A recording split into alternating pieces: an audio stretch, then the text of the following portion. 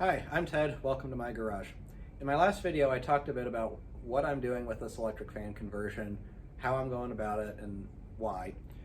So now we're going to get into the actual conversion part of it. So hope you find this enjoyable, and let's see what happens. Here I've got my new radiator, and I've got the cooling fans that I'm going to use, which came out of a 2005 through 2007 Suburban or Escalade. I'm going to be mounting them vertically instead of horizontally just because the dimensions and the packaging work better that way if I do it like that. But the fans don't care which direction they're oriented, so that's not going to be an issue.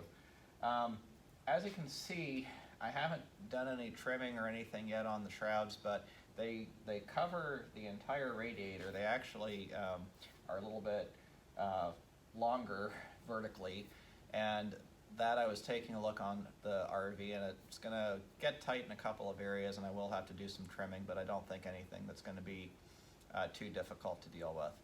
So basically what I'm going to start out doing is for the factory applications and factory mounting, you've got tabs, you've got more mounting tabs up here. This would have been the top section, and it would have just kind of dropped in to some mounts that were on the vehicle. And for this, we're not going to be able to do that. It's going to be I'm going to weld together some angle iron to make the mounts. But I'm just kind of trying to figure out where I need the dimensions to be. One thing to note is, so here's the factory overflow tank, and I may have to do some work to relocate this, or at least move it just a little bit to get the clearance that I need. It sticks forward just enough that I think it might interfere over here.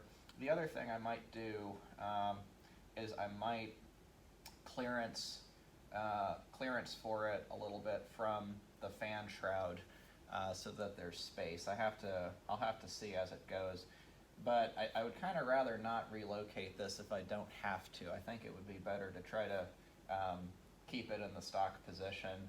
If nothing else, when you look behind the engine access doors, this is kind of where it needs to be as far as filling coolant goes and things like that. So I'm also going to trim off these tabs, and you probably can't see the how far deep they go, but I think this is where the fan control modules would have mounted, and I'm not going to mount them there. I'm going to put them someplace else. So just going to trim them so that I get a little bit more space. At least I think I'm going to. They're up high enough, maybe I'll wait on that. But I'm going to go ahead, trim around here a little bit, and then let's see where we are.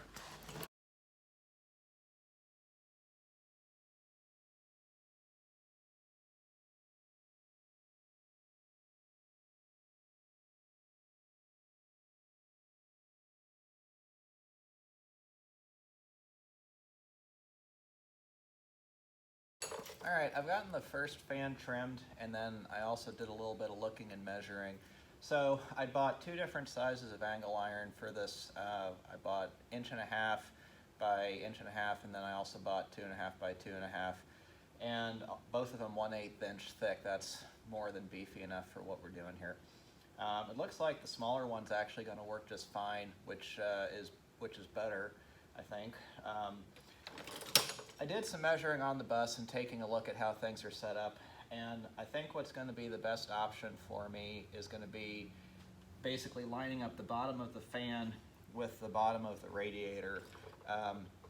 The big beefy portion of the frame that you really can't modify sticks out 2 inches from the center of the holes for the radiator mount on the bottom, and I'm not convinced enough that I can make that work.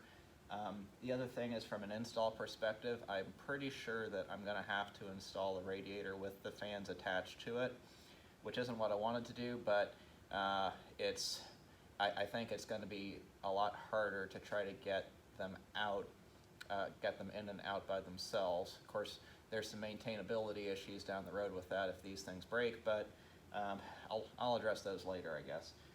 But for now, what I think I'm going to do next is I'm probably going to start cutting some metal and welding a frame together. And my plan is that I'm basically going to cut angle iron the height of the fan shrouds, and then the radiator has these hard mounts on the side brackets. So I'm going to mount it to those. I'm going to do another angle across the bottom, but I'm going to do it kind of reversed so that the downward portion is on the outside. And then my plan is to do something across the top, but we'll take a look, and I may end up foregoing that. It may just not be necessary. And I think what I'll probably do then is I think I'll wait on trimming the second one until I get my frame together and figure some more stuff out. I think I am going to have to do some work to modify the placement of the overflow tank slightly, and really in the grand scheme that's not a big deal, and I think that's going to be better. That's going to be an easier path than trying to maybe do more work on modifying the bus to make all of this fit. So all right, let's make some sparks.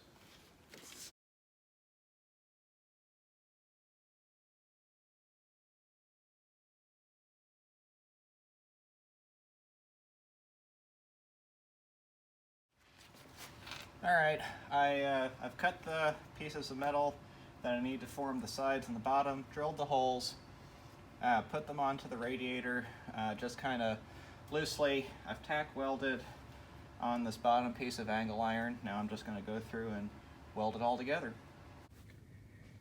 Well, I've done better welds in my life, but I've definitely done worse too. That'll hold just fine. So I've got the sides and bottom for the radiator, or for the fan support in, and obviously I don't have this positioned very well. I'm going to try to do this one-handed while I hold the camera, but I can put the fan in there.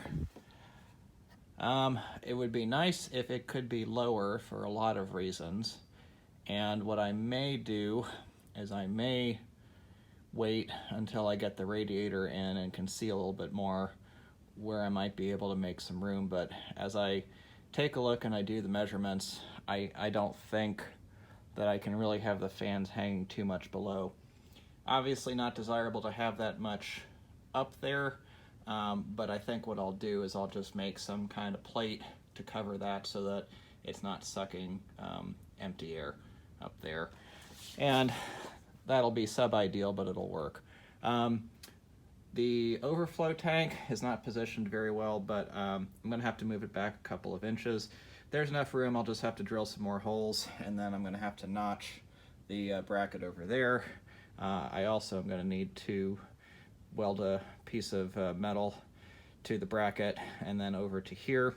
I think I'll probably do that as one of my last things, or maybe what I'll do is connect something to, probably actually what it would be a better idea would be to make a piece of metal that'll connect to that bolt and this bolt so that they aren't joined together. So, okay, I think we're at a point to trim up the other fan and start seeing how it all looks. One thing I'll just go ahead and point out, there are some gaps here and then some gaps along there. In a factory application, those would probably just get left. There's gaps all the time. But what I'm gonna do is I'm gonna do something similar to what I used to do on aircraft engines, air-cooled aircraft engines, and I'm gonna run a bead of RTV along to try to seal the stuff up so that as much of the air as possible is getting drawn from through the radiator. And I'm probably gonna put some piece of baffling material or something along the bottom to address the gap there. So, okay, well, let's start trimming the other fan and get going. Well, I'm liking how this is looking so far on the whole. I trimmed up the other fan shroud.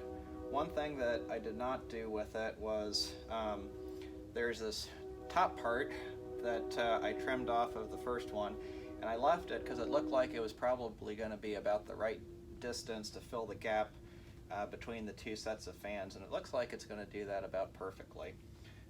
Little bit of a gap there, but nothing too significant, and I'll be able to work around it so that it's not doing too much in terms of wasting airflow.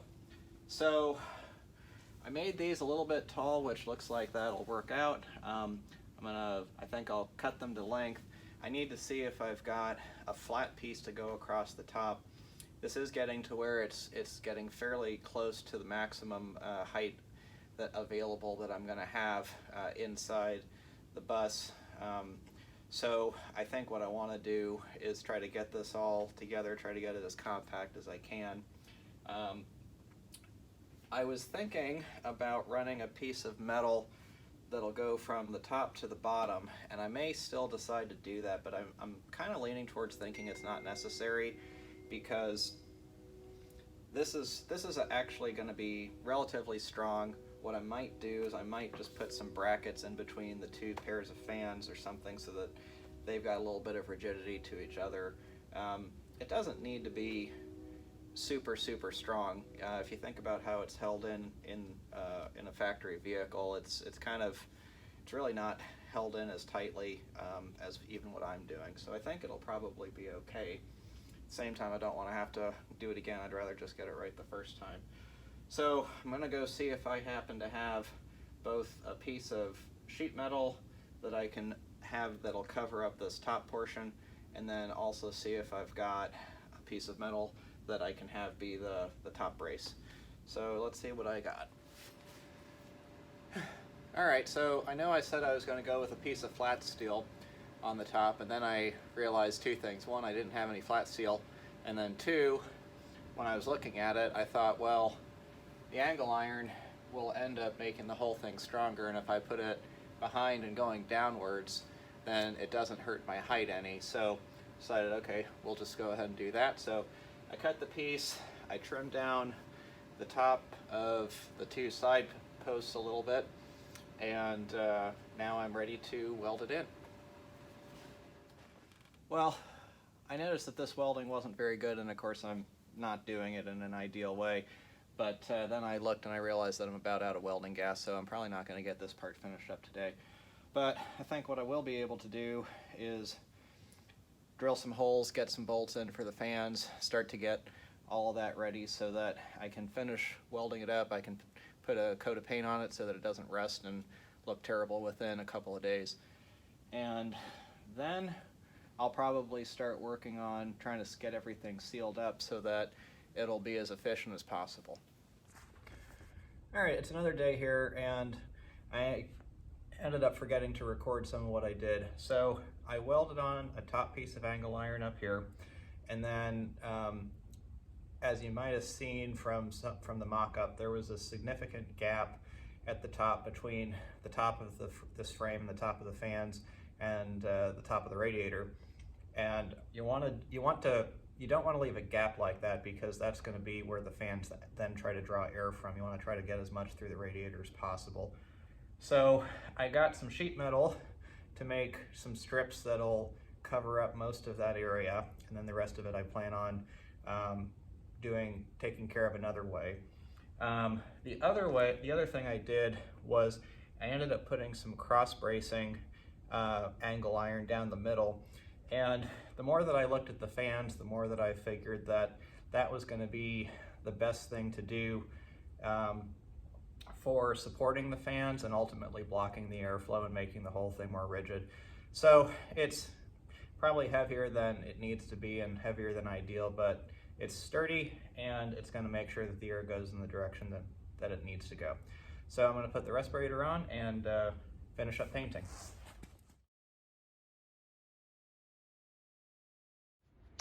All right, just a little bit of end work progress here. I went ahead and I spray painted the radiator, make it black. I think that'll look better from behind, where you will maybe see it a little bit. Plus, then you just don't see the rust. That was kind of the big thing I was looking for, because there's still some rust on the brackets. Even though nothing to be worried about, it's really more for appearances. So over here, I've got the fan shroud, and you can see what I've done is I've used pop rivets to attach a rubber or silicone strip on the top. And so what this is going to do, and you'll see when I get it attached, basically this is going to fold upward, kind of like this, and it will go in, it will actually rest on the top of the radiator and help to block some more of that airflow when it's all coming in. So now I'm gonna get the fans test fitted on here, drill the holes and everything. I guess not test fitted, just actually finally fitted. Drill the holes and start bolting them up so that this can go onto the radiator. That is a thing of beauty. Fit in perfectly, at least beautiful by my standards. Okay, time to drill some holes, put them in. Got a little bit to figure out in terms of how many holes and exact placement, because ultimately I do want to, at least theoretically, be able to unbolt one of these assemblies and pull it out. Not that I'm 100% convinced that will actually work if I ever need to, without removing the whole thing. But I'd like to be able to access the bolts, if I have to, from reaching my hand with a tool through the fan. So I'll think about, as I'm starting to just drill this together, I'll figure out what makes the most sense. Doesn't need to have a whole ton of bolts on there to hold it in place, ultimately. So, all right, let's do some drilling. Well, I'm pretty happy with how that looks and how that came out. I've got a little bit of a gap on this side of this one fan, but that's not a big deal. What I ended up deciding to do was I just put 4 1/4-inch bolts along each of the long sides of the fans. They're held in place with lock nuts, and then on the fan side, to try to give some extra support on this plastic, I used some fender washers and then just used regular washers on the other side. So all of this is together now. So the next step, I think, is going to be actually putting it on the radiator. Maybe before I do that, let me just lift it up here for you. It's not super lightweight, but it's really not too bad either. These plastic fans aren't very heavy. So I do have some gaps, and so the next thing's going to be putting this on the radiator, and after I do that and get things set up, I'm going to start going through with some RTV to try to seal up the gaps, and I'll talk more about that in a bit. I just got this leaned up against the RV for a second so that you can see what I did here and why. So I was showing how I put this baffle material up here on top, and you can't see now, but there's actually a significant gap in here. So this is covering that up. I'm going to have to cut a few areas around so that there's room for these bolts that are sticking up. But this will help airflow quite a bit. Make sure that the airflow is going through the radiator as opposed to through any open holes. So the next step I'm going to do is I'm going to take some RTV after I cut these reliefs in here, and just kind of go around, get all the holes, get all the gaps filled in. And this is something that we used to do on the aircraft that I managed a lot, because you don't think about small little gaps in air really mattering, but they do all add up, and air is going to try to take the path of least resistance, and the radiator is going to have more resistance than an open hole. So I'm going to go through, get that done. Doesn't have to be perfect, but it'll make a big improvement. And then also I've got this one little hole here where I accidentally had the welder on the wrong setting and it just burned right through. So I want to fill that in too. So I'm going to go through, probably do this side, and then I'll lay the radiator down and then do the main areas on the back. All right, let's get to it. All right, so I've gone ahead and I've gotten most of the gaps sealed up with RTV. It's drying now. I've got a couple of holes that I missed on the shrouds. And then I added these additional pieces of baffle material. And the reason is because both of these fan shrouds had an area that had cracked off on this edge. So I'm just sealing those up. The remaining area that needs to be sealed is this gap here. It's not too big, and I'm thinking about whether or not I even want to do anything with it, just because I've got everything else sealed up so well at this point. And since we do drive this in the rain, I do need to make sure that there's a place for rainwater to go. So more I think about it, the more I think I may just leave that alone. I'd previously tested all 4 of the fans, so I already knew that they worked. So then what I did was I went and started testing out the fan controllers. So this was a project I found somebody else had done on, I think it was actually the LS1 Tech website. So this is a fan controller used in a Mazda or a Mitsubishi. You can find them all over the internet or in scrapyards. They're pretty cheap. And basically it works as a soft start controller, and then you can plug a wire in on that connector for a PWM signal that will vary the speed. So, but if you just hook it up and you don't have any anything connected to it, it should ramp up and then ramp down, and that's exactly what this one did. This one, which was made by Dorman, did not do anything, so I guess this one's defective. And this one's a Beck Arnley one. So I've got 3 more of these coming. Actually, I ordered 4 more just so that I had a spare in case something went wrong. But I know that all this is working now, so it's essentially just going to be wiring it up and then hooking it up to the controller to make sure everything works. Pretty exciting. It flows a lot of air. Each one of these fans flows a lot by itself, and then all 4 of them together. It's pretty massive, so I'm pretty pleased with that.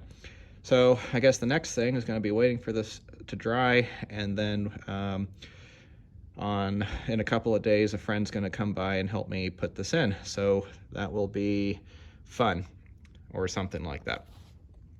All right, next up, putting it in. All right, we're going to put this in a bit.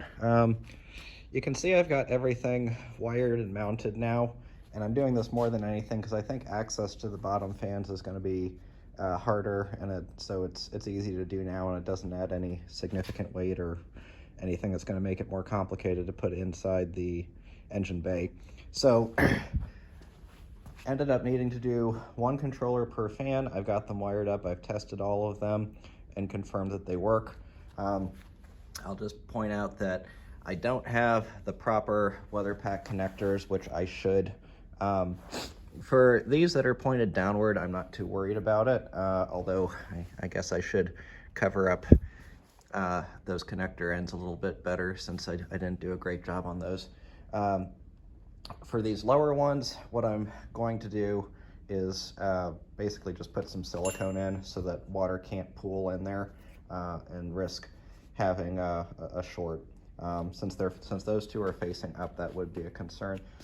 I suppose another thing I could do is just drill a tiny hole in there so that the water has a place to go if it ends up in there. But then if I do add the proper connectors later, then that would also be a place for water to potentially get into. So I guess I'll figure that out here in a minute. But yep, this is getting ready to go in. Fortunately, since the new radiator is aluminum, in spite of all of this extra stuff I've added, it's still, believe it or not, lighter weight than the old one that came out. So it'll be bulkier, but I think we'll get it in. I also just wanted to point out a couple things, since this is the view of the engine that you don't normally get. So I haven't gone through and power washed or cleaned this as well as might be ideal, since more than anything because it's in the shop, and so there's really not a good way to do that. And I can't exactly move it outside of the shop without extreme difficulty. So it is what it is. But I did go through, I did power wash that lower coolant pipe down there while I had it out completely. I also replaced this hose, which is the water feed hose for the air compressor. That's really hard to get to with the engine in place. So, and it was very much original, so went ahead and just got a new one of those made up. You can see where I shortened the belt and simplified things. So I'm gonna leave the fan hub in, and part of the reason I'm gonna do that is I am gonna take the old mechanical fan with me on the first trip, and if there's a problem, I'll be able to bolt it on if it turns out that these electric fans aren't doing what they need to. And I may do that for the first few trips just while I'm proving the system out. I did remove that idler pulley there, but I'm bringing it with me and it takes 2 minutes to put it back in. I debated whether I wanted to go ahead and buy the shorter belt and simplify the routing, or if I wanted to just keep the old belt in, and there really isn't a problem with doing it. my engineer brain just wouldn't let me go the easy route. So went ahead and did that. And then I'll probably show a little bit more later, but if you see, there's that 1/2 inch NPT or 3/4 inch NPT plug that was on the side of the thermostat housing, and that's where I've put the coolant temp sensor that's going to feed the controller for the fans. It is pretty close to that alternator, but there's enough clearance so it'll work. So, all right, looking forward to getting this radiator in. All right, well, I didn't have any video of the actual radiator install, but I'll tell you that it really went pretty easily. Installation is a whole lot easier than removal. My friend who helped me take the radiator out came by, and we just held the radiator and fan assembly, one of us on each side, basically put it on with the fans down, pivoted it in, and didn't take more than a few minutes and got it in. So I've got everything bolted back together, and you can see how I have things set up. I've got my fan controllers. I've tested all 4 of them to make sure that they all work and make sure that they all drive the fans the correct direction. Got my wiring harnesses all put on and tried to make sure that I have enough strain relief that the connectors will all stay in place, but also make sure that the wires won't pull each other out. I'll be the first one to point out that this is not the right way to do this. I would like to have the proper connectors that go in there, and after I get back from this next trip, maybe I'll try to get some and revise the wiring harness. That would definitely make things better, but I just didn't have them and didn't have time to get them, mainly because I should have ordered them a while ago. But basically what you've got is that these middle pins on this 3-pin connector for each of the fan controllers have the PWM signal coming from the computer, and I'll show you that in a minute.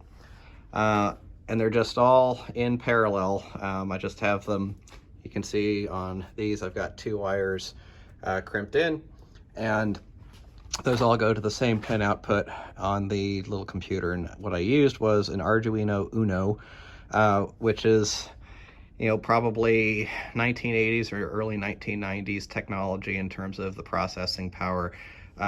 But for a lot of simple tasks like this, it's really a very powerful little unit, and they're about 20 bucks. So I bought 2 to have a spare.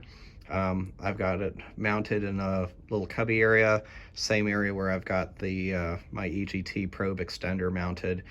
And I've put the program together, copying somebody else's program to start with a couple of modifications. And so the fan should start coming on at 195 degrees, and then they should come on full blast at 210 degrees, which kind of hits that full range. 200 degrees is considered optimal for the engine as per Caterpillar. 210 degrees is where the thermostat's open fully. So I think that should be good to start, but I can always adjust it. I can change the program however I want, and I'm probably going to do that. So I hope you've found this enjoyable, and you know, if you think this is interesting and want to try it, I would suggest waiting until I am done with my trip so that I can tell you whether or not it worked out. Make sure that you check out some of the other videos, because this is not something that really stands by itself. You know, it does, but this is really a whole system effort. Bigger alternators, relocating the transmission cooler to not be part of the main coolant system. The oil cooler, external oil cooler I did, maybe that's not required. Maybe the transmission cooler is not required. But I tend to feel that the best way to do this was to separate out all of the different cooling needs, and I think that's going to give the best option for success. But you're absolutely going to need bigger alternators than factory if you want to do this. You know, notes about what I might have done differently. Well, if I'd measured a little bit better, I probably could have come up with and searched a little bit more. I might have been able to come up with some 14-inch fans that wouldn't have stuck up quite so far. You know, I think ultimately this will be fine, but that's something to consider. Maybe I'll need this extra cooling capacity, and be glad that I did this. So not saying I definitely would have done it differently, but just a consideration. And maybe a couple other notes. This is not super clean, and I may change this at some point. But what I have is I have the fuses. I did inline fuses for each of the fan controllers. I probably should have done a fuse block, and that may be something that I do in the future, is just put like a little fuse block, you know, up here or someplace else where I can have all the fuses in one spot, and that might clean things up a little bit. So there's definitely some more cleanup and improvements that I can do in the future, but for version 1 this will work. I did have to bend the transmission cooler pipe a little bit, or not cooler, transmission fluid level pipe dipstick tube a little bit. That's actually pretty hard to bend, but I got it bent, and then I made a new bracket back here to mount it. So I think everything is securely mounted. I've tested the fans. They spin up, they spin down, everything does what they're supposed to. So next video is going to be showing whether or not this all works correctly. So thanks for watching. Hope you enjoyed this, and stay tuned for more updates on the project. Have a great day.